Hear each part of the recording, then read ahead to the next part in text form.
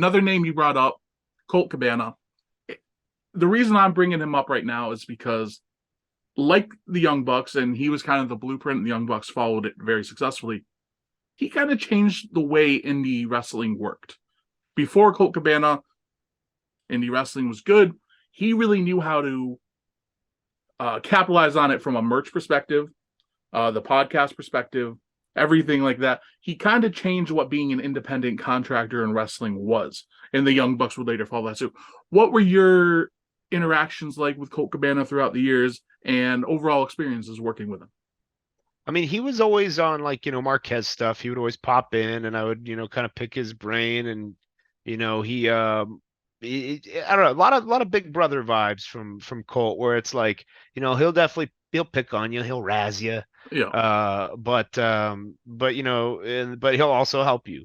And so, I remember being really, really inspired by his shirt game and specifically him having his own entrance music.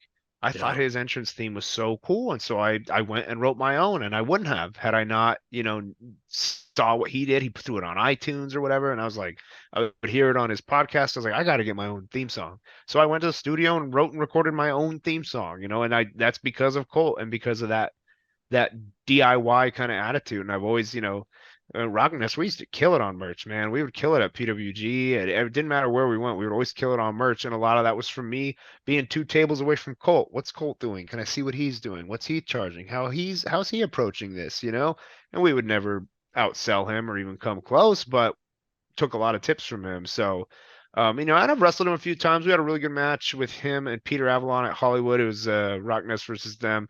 Super fun. Got in all the tried and true butt spots that we both do, so that was fun. But he's just again, he's big time vet, knows a little bit of everything. You could probably ask him anything and he'll have some kind of advice for you on it. So but definitely took a lot from his approach towards merchandising stuff.